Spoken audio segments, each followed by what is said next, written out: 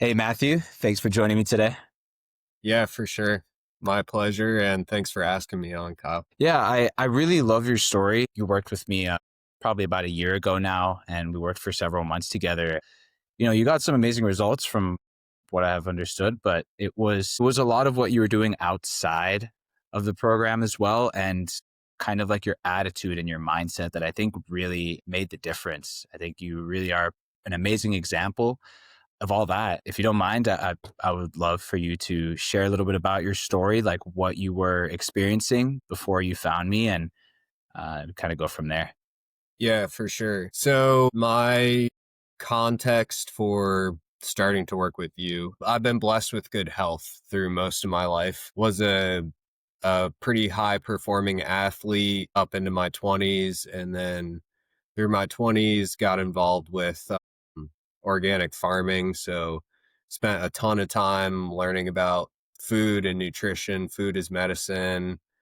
Spent almost all my time outside. Really felt like I did quite a lot to kind of manage my health and live a healthy, holistic lifestyle already. So, going into last year when my health started to decline was new experience for me, I would say, from the standpoint of hadn't run into a physical illness that was not only debilitating, but also like I couldn't find a way through it. It was like I just kept getting sicker and sicker and feeling worse and worse, and never having a moment where I was like, oh, I'm feeling better, or I changed this thing and I'm doing better. It was just like decline, decline, decline, decline. And it was scary because it was so bad and it felt so out of my control as well. Mm. So man, we as in myself and my support network, my partner and my family, spent a good bit of time, couple months looking for what this might be. Everybody around me knew that something was going on because my work ethic wasn't there, my mood was so low, my energy wasn't there. I was saying no to activities, saying no to friends. If I may, Yeah, what kind of symptoms were you experiencing just across sure. the board? Sure. The first thing that I noticed was I would call it malaise. So first thing that I started noticing was I actually pursued like psychological treatment because I thought what was going on was probably what we talk about a lot is like depression, like depressive symptoms. And that was kind of before any physical symptoms really even started presenting. But the malaise sort of grew into kind of the pile of inflammation symptoms. So, the joint pains, the fatigue, the grogginess. And then after that, it turned into like a lot of anxiety. I started having panic attacks, which were not a part of my emotional landscape at all. Couldn't get myself calmed down. And then, the worst symptom for me, Kyle, is this derealization or depersonalization. Extremely scary and weird to talk about. Like, I'm sure the people you deal with will know right away when I mention that. It's like, it's just this sort of out of body feeling. You're beside yourself, above yourself in a way that you don't want to be. It's like your spirit doesn't want to be inside your physical body. And then everything with that too, brain fog, just really beat down. So yeah, a lot of that comes along with diet and lifestyle too, I think. So as I started noticing those symptoms, I started cutting out. I was a heavy tobacco user, and Mhm. I'm going to say a heavy drinker as well, although my framework for that has changed. So I would say like 5 to 6 drinks a week, which I would now say that's heavy drinking. Whereas going into this journey, I would say, like I'm not much of a drinker. You understand what I Mhm. mean? Yeah. Mhm. For sure. So yeah, that was the symptoms perspective. And so we were kind of looking around for what this might be. And yeah, I remembered that in the summer of 2024, I'd gotten bitten by a tick and had a huge bullseye rash. But I had done the recommended course of antibiotics, the doxycycline, and where I'm from in the Midwest, we just don't have the exposure to Lyme. I mean, I think this is definitely a problem across the board nationally. Like, we don't have an understanding of this at all. Oh yeah.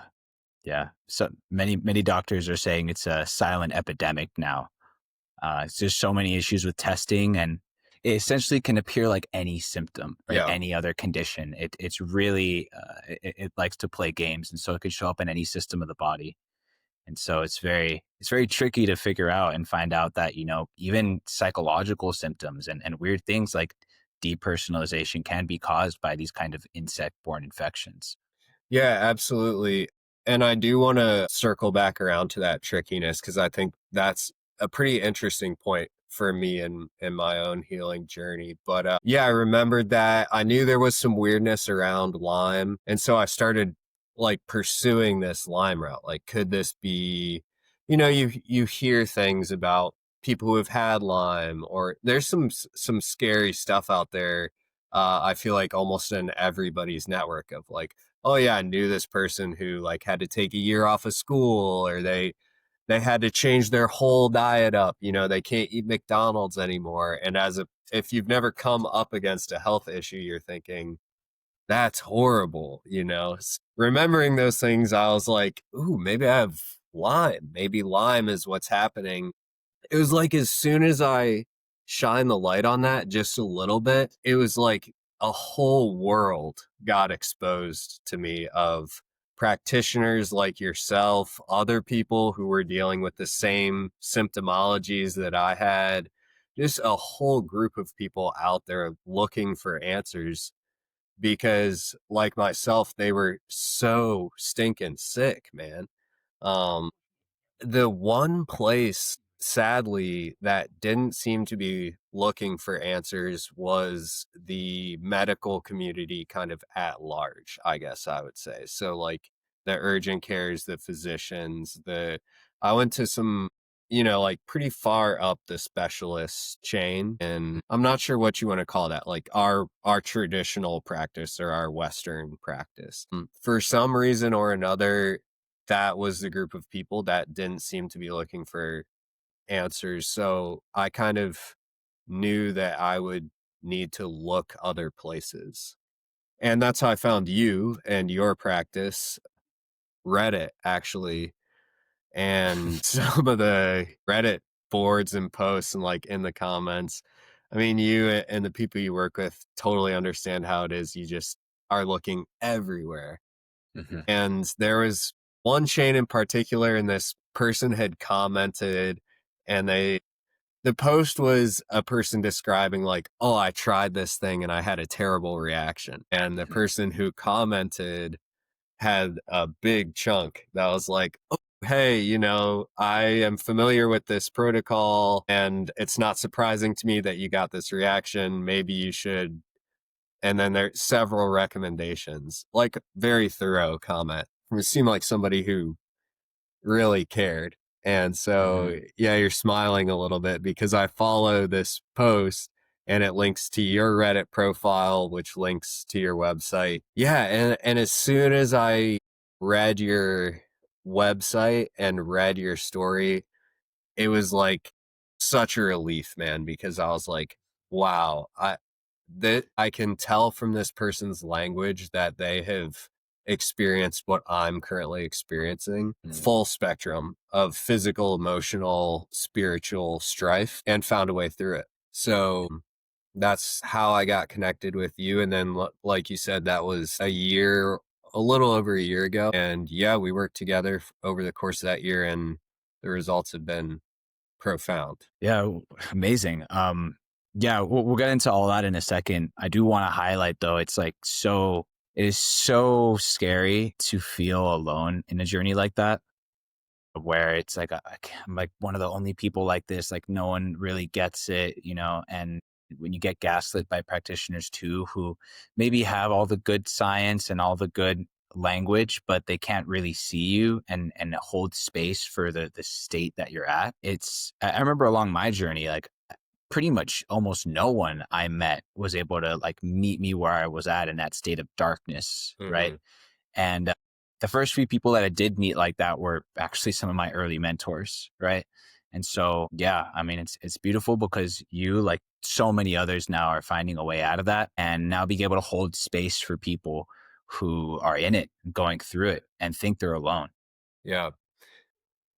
Yeah, I think it's very, very important for not only you and other practitioners, but also people like myself who've moved through a darkness like this to be as open as we can with our experiences and our empathy because yeah, man, it's so isolating. It for me there was so many things that needed to come away in terms of just my own worldview, belief systems, pride, and self concept. It was almost like, but I'm not a chronically ill person. You understand what I mean, Kyle? Like, Hmm. this doesn't happen to me. I don't deal with this stuff. I know it happens to other people, but it doesn't happen to me. And then, yeah, when you're in the darkness of understanding for the first time this happens to everybody, this can happen to anybody anytime, gosh, that's humbling and it's isolating. And yeah, it definitely doesn't help, as you said, having practitioners that are saying, well, you're fine, oh, your blood tests are fine, I'm looking at you and you're not presenting sick at all. So I don't know, they'll recommend anything. It's like unfortunately the go-to seems to be psychiatric medication was the most of what I was recommended. Yeah. You Yeah. need to get on some sort of anti whatever. And even actually the go back to like the Lyme antibiotics, right? So you did Hmm. the normal thing, which is give antibiotics after a tick bite. But what people often don't know is that two-thirds of people who do these antibiotics actually get lastingly worse afterwards, right? And that is because these bugs, they retreat into a cystic form, they hide, right? And then they start taking advantage of the immune system and the toxic terrain and they set up shop. But, anyways, it's a topic for a different time. Yeah. So, yeah, I would really love to hear a little bit about how like the process began with you when you first kind of started exploring detox with me and kind of how the rhythm was for you. I think when we first started, at least for me, I was hyper fixated on finding the cause of the issue and naming the cause of the issue, and then understanding rationally what I could do to stop whatever was happening to me. And Mhm. that's something that I really appreciate about what your program brings to the patient is healing is an intuitive process ultimately, but what you bring to the table is a very thoroughly researched scientific perspective that is understandable. There's science behind all of what you do and what we did together, and it's not as readily available, I guess I would say, as some other things. But what I appreciate about your practice and your programs is it's all there to back it up. It's in Mhm. your head. And as a person working with you, I know that I have not only access to all the information that you have, but also access to you, and you're Mhm. willing to explain anything that I want to understand about what's happening in my body, what I'm going to add to my body, what I'm going to eliminate from my body at any step of the way. It feels like comfortable, easy transition to go from, let's say you're used to working with a kind of more traditional physician, going to the doctor. It's Mhm. very gentle on ramp to start working with you, even though you're an alternative healthcare practitioner. So, yeah, I think when we started off, I was super obsessed with getting like a diagnosis and understanding these symptoms are associated with this diagnosis. And then my fixation turned into like eliminating what can I cut, what can I cut, what can I stop doing, you know? In the I feel like in those early months you're just thinking like I have to stop feeling bad. I'll do whatever Mhm. I have to do to stop feeling bad. And so when we first got together, I think I was kind of on the on the halfway on the path down to eliminating stuff. You know, you're working your Mm. way down to only eating 3 foods, for example. Oof. Yeah. And at the Yeah, that is rough. same time, you also are like you've you've purchased 50 supplements for yourself. So you're cutting your food intake way down, you're ramping your supplements way up. And I think what was helpful for me was what you were offering was like, okay, man, like I see that you're really suffering. I need you to like just pause what you're doing and trust me for the next few weeks. Here's a recommendation. We're going to start you on this sort of diet. Here's the stuff I recommend you start taking right away. And then let's talk, you know, let's talk every day if you need to. I think that's another amazing thing about your program is I have access to your line of communication. You use Telegram, Mhm. but I know I can text you or be in touch with you about anything. And I think having a practitioner that's going to be attentive and especially in that first phase where you're just looking to feel better, where it's like, hey man, yeah, like I ate a piece of chicken and I'm nervous. And then, you know, having access to somebody that says like, okay, well, you know, tell me about how it made you feel. That's amazing, dude. So, Yeah, I mean, I it's what I wish I had along the way. I never found that level of close support, and I feel like when you're trying to get out of some really deep stuff, like you kind of need that level of close support. And then there's all these like mental gymnastics and beliefs and wacky thoughts when you've been in a really screwed up place that you have to start to unravel. And oftentimes I'm just like holding space for that so you can, release and continue to realize like the health within you. mhm, Yeah, thank you for all that. I think what was interesting too is that you came in with a focus on like, oh, like I have Lyme, right? But we never actually even treated Lyme. yeah, We never actually even went after that yeah, directly, right?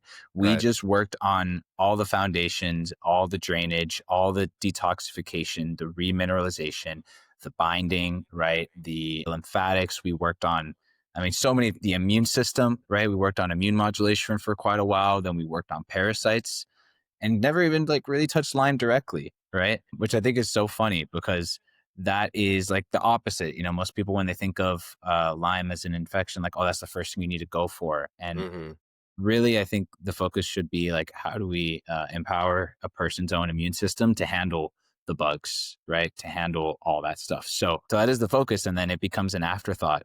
At the very, very end, you can think about some Lyme herbs and such, right? So yeah. yeah. It's so interesting, man. I'm smiling because you're 100% correct. And gosh, if I think back to a year ago, telling myself, "Hey, Lyme in and of itself is going to be an afterthought," is just like that's unbelievable to think of telling myself that. But I think you're right. I think part of the difficulty of this pathogen um, is that we're carrying in this. I guess you could say it's like a medical ideology it's really like a warfare mindset where like I'm Mhm. gonna find my target and I'm gonna eliminate it. That's what the antibiotics are, right? Mhm. And it's just not gonna work with this pathogen. I mean, we know that, you know that, a lot of people know that, but also it's not having moved through this, I understand it's not the way to look at your health. And the way to look at your health is exactly what you're describing. You're taking a look at the landscape and saying, what is able to grow here and what is not able to grow here overall. What's growing here is kind of neither here nor there, you know. Mhm. That's the fruits of the landscape. But what we really need to look at is the landscape, the foundation. and really build those things. And you and some of the other practitioners I worked with all said the same thing, which is like, we can pursue like a Lyme diagnosis, you know, if that's something you need to do, we can pursue that, we can use that language, but ultimately we're working on something bigger. Mhm. I couldn't understand that when we started. Definitely understand that now. Beautiful. Yeah, and in many ways, it was the opening for you to dive deep into health, into detoxification, because the ultimate fun of this is that once you resolve your issues, there is higher levels of functioning you can access, right? Mhm. So yeah, yeah. And the other thing too is that most people are often building up these issues like, year after year after year. And then all it takes is like, one or two final stressors to just send them over the edge, like a tick bite or, particular situation after 2020, which shall not be named because it's going on YouTube, things like that. Right. So then it becomes like, oh, well, was it this stressor? Was it this trauma? Or was it everything else that was boiling up to that moment? And really, it's always a little bit of everything. We work on a little bit of everything. I remember in your case there was some mold, right? And so we used some tools for that, and there were certain toxins and certain drainage dysfunction, all this stuff that was probably building up for years before, that now we got the opportunity to address so that your body could come back to a state of vibrant health. Yeah, definitely. I want to go back to that comment you made about higher levels of functioning. I think that that was another perspective shift for me through the course of healing is what I feel as though I changed into is a level of functioning beyond what I could understand before I got sick. Does that make sense? Mm. So, like, my worst days now are better than my best days before I was sick. It like it Wow. sh yeah, it shifts the lens of what's possible really, or what I knew was possible. So yeah, and there's even more, you know. I'm not you and I are still going, you know, I'm not even through your whole program. I've just achieved I think I've achieved like basic health, I would say. Finally. Yeah, that's amazing. That's Yeah. amazing to hear. Yeah, we took a little hiatus for a little bit, so this is Yeah. great to have like connected again and continue going. But yeah, I mean, it just makes you wonder like what does it mean to be human? Like what is the natural state of a human today? I mean, uh, we're just born into a ridiculously rigged situation with all Mhm. the toxins and deficiencies and things that disrupt our immune system and pathogens and unnatural lifestyles and so like if you could be high performing in an athlete, right? But still not even be close to like your potential. Uh, and so, this ends up being, it goes from, you're trying to heal and get out of a dark space to, oh, this is fun. What can I access within myself and discover? How high can I go? Right. It's very interesting. Yeah. Yeah. It's beautiful. So what do you feel like were the most important parts, like the things that made the biggest difference for you, just whether it was lifestyle or habits or like specific parts of the program, the things that really just like made it for you in particular? Yeah, it's a good question. The first thing I would say is in terms of kind of an overall approach. In the same way that medicine that we're accustomed to looks for what's wrong and tries to eliminate it, then it also suggests like silver bullets, basically. I'm going to give you this one. I'll sell you this. I shouldn't get too much into this. I'm going to give you this one solution to your problem, and then you're going to be fine. Like Yeah. all your other Magic pill. problems. Yeah. Yeah. I'll give you the magic pill. It's not that, you know, that in terms of contextualizing my healing journey, it was not a magic pill at all. It's a discipline and it's a commitment to many, many small things that all Mhm. work together after some time. So, you know, it's going to be a lot of little things that you stay committed to, and then eventually those things build enough critical mass that you start to experience change. And I think Mhm. that's where it starts getting cool. Like what you're saying, Kyle, is then you realize like really what I have is a toolkit that makes me more resilient when I inevitably I encounter toxins. I have this whole bag of resources at my disposal and I know how to use them. So I think that was super important for me to understand, is that there's no magic pill and it's not going to happen right away. It's more like, let's do these 4 or 5 small things for a while and see what happens. Mm. Gosh, I sometimes think about like if I could just pick one, because I did go nuclear on the process of healing. I was fortunate to be able to do that. Took a lot of time and resources, but Mhm. um so the things I did in tandem with your program were acupuncture through a traditional Chinese medicine practitioner. Mhm. Saw him 3 times a week. Super acupuncture and traditional Chinese medicine is amazing modality. Super cool.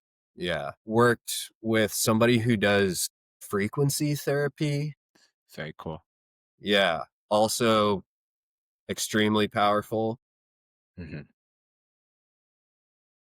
Did a lot of kind of soul searching and spiritual strengthening, which that's probably a topic for another time as well. But I would recommend, you know, thinking through that for oneself. And then, man, cold water was like, Mm. that was It'll bring you huge. back to life for sure. Yeah, man. Oh yeah. Cold water was kind of the sleeper hit for me. I don't know. It wouldn't even be fair for me to pick one, right? Because it's everything working in Mhm. tandem. I do want to say though, like, I'm a huge believer in the mineral balancing aspect. Mhm. And that's because I come from an agricultural background. So I Mhm. had already seen that happen with plants and animals, other biological systems. Just the difference between, like, let's just say a spinach plant that is just growing in your backyard versus a spinach plant that's gotten a little bit of fertilizer, or like, even compost, which is where most people stop. And then there's a spinach plant being grown in soil that is balanced within these mineral parameters, the same ones that you use. It's Mhm. unbelievable. Not only how that plant looks, but Mhm. how it tastes, kind of the energetic field around it, and its resiliency to pestilence, whether that's fungus or insect pressure. So I'd seen all that from the agricultural side. And I was Mhm. like, yeah, I mean, if there's a person out here doing this for human beings, I got to give this a crack, man. And yeah, being on the other side of it is like, Wow. definitely, yeah, definitely the mineral balancing is kind of unbelievable. I think another part of your program that kind of separates it, at least for me, is it's not just throwing fertilizers or minerals at something, Mhm. because if you don't kind of take a few steps back and do the detoxification process, you're Mhm. potentially causing more harm, right? You're feeding Mm. a landscape of things that you don't want to be feeding. Like, Mm. think, at least for me, thinking about it from like a landscape perspective, you've got poison ivy in your garden beds and you throw fertilizer at it. You're also feeding the stuff you don't want there. Mm. And yeah, it's like, can your biological system handle those inputs? Mhm. And in many cases, the answer is no. Mm. And I think you deal with a lot of people like me who were kind of looking for these self treatment options and have maybe Mhm. found some good stuff in there, but not getting the results they want because their system isn't able to handle what you're Mm. throwing at it without kind of that guidance, that detox process. Wow, that's a great point. And also what you said earlier, like all the little things coming together and sticking with it so it gains critical mass. That's what Hmm. makes it so difficult to do on your own, because you Hmm. it's hard to piece it all together and stick with it long enough for you to see the results. But ultimately, it's all about right thing, right time, right? And I think that's like perfectly like what you just said. There can be something that can be so powerful like mineral balancing or other tools that we explored that at the wrong time you just cannot handle, right? You just cannot, your body cannot handle that level of change. You're skipping steps and skipping layers, right? But doing it at the right time, it can make massive leaps forward. So again, instead of looking for magic pills, you just look for the right thing at the right time. And that can kind of feel like a magic pill every single time, you Mm-hmm. know? Mm-hmm. So yeah. Wow. So one more question. I would love to hear maybe if you can answer this question, if you feel comfortable with answering too, what maybe the most important lesson you learned from your healing journey? Wow. I definitely feel comfortable answering. I'm just taking a little pause because that's a good question and I want to answer it thoughtfully. Oddly enough, for me, moving through this illness um, helped me achieve a fullness of personality that I couldn't find my way to prior. Yeah. And so like it's odd in that way, right? To say like I'm grateful for this thing that was so devastating in my own life and for so many other people. But I am, to be perfectly honest, I am extremely grateful to whatever combination of pathogens walked beside me through this process. Because it was like Kyle, I always had this idea of the type of person I wanted to be, the type of way I wanted to live my life, and kind of was always coming just a little short, I felt like. And then moving through my illness just pushed me over the hump. When I came out on the other side, feel fullness of personality is kind of the way to put it. Yeah, this is a long, long form answer to your question. What was the biggest thing I learned through my illness? If I could sum it up, I would say like just at a really ground floor level, health has got to be number one, like if Mm, I have my health, everything else is built on that foundation. mm, And so if I don't have my health, everything else definitely crumbles. wow. And when I have my health, I'm so extremely grateful to be in a place that I can build up that I'm going to be building up, brother. You understand what I mean? Like Amazing. I'm Absolutely. I'm not going to be just hanging out on my health platform. No way. If I've got a good foundation going on here, I recognize like how important that is. Working from a place of joy too is the other thing about it is like I'm just this feeling of gratitude for that solid foundation and then building from joy. And gosh, it turns into such a beautiful world. Yeah. Yeah. Wow. What a beautiful answer. Um, one more thing. Do you want to describe the current state you're at right now? Just like your perception of reality, how it feels like to be in your body right now, and you know, emotionally, spiritually, physically, like whatever you want to mention. Yeah, it feels good, man. I feel Amazing. Well said. I feel good. I remember reading this on your website. There's a page that's like my story, and the first paragraph kind of like described you answered a similar question for yourself. It was like describing where you were and what it looked like and how it felt. And then you kind of close that paragraph out saying like, and now I need to like take a step back and remember what it felt like to be in a place of darkness. I resonate with that because, yeah, it feels good to be in my body. It feels good to be in the world. It feels good for me. And I think I really like this question, Kyle, because I think another thing we miss in our understanding of health is how we're treating the whole personality here. So, like, your outlook on life, how you feel about how you are in the world or how the world is toward you has to do with your physical health, man. Like, do you feel physically good right now? Are That's you so true. physically healthy? And Wow. so that's become a tool for me, kind of in my tool belt for encountering toxicity. If I notice, some like negative feelings, then I'm checking in with myself and making sure what's going on physically for me. Hmm. You know, Hmm. that maybe this emotional response or this perspective I'm having right now is proceeding out of. Hmm.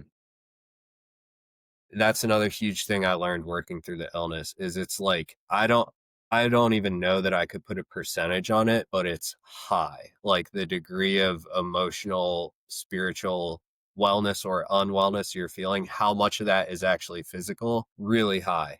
Yeah. Really, really high, man. Yeah, I mean, all the metals, the pathogens, they all disrupt your neurochemistry. They disrupt your neurotransmitters. They impact your ability to enter a flow state, a meditative state. They impact how you feel when you listen to music. They impact how you feel when you connect with people. And like you said, I mean, that's beautifully said too. Like, most people are burnt out and toxic. And so the default emotions, the default actions are coming from places of like stress hormones trying to perk you up out of that place. So a lot of anger and doing things out of anxiety and out of lack and out of worry. Instead of when you feel good, you just you just flow with life. It's just so hard to describe. You just flow with life and it's a very different experience instead of feeling like you're working uphill. I mean, even with me, like personally, I remember I used to think I was so lazy. I used to think I was so unmotivated. I would judge myself so hard for it. I didn't care about anything. I was depressed. I was anxious. I was going through all that stuff. But even before then, I always just thought I was just this kind of like lazy, unmotivated person. And then I detoxed and I was like, no, I would literally had like just like felt like lifetimes worth of toxic sludge weighing down my nervous system and my mitochondria such that everything felt like it was uphill. And that's night and day. That is like, feeling empowered and taking full responsibility over your life and your community and being of service versus, feeling like a victim and taking from the world. Right.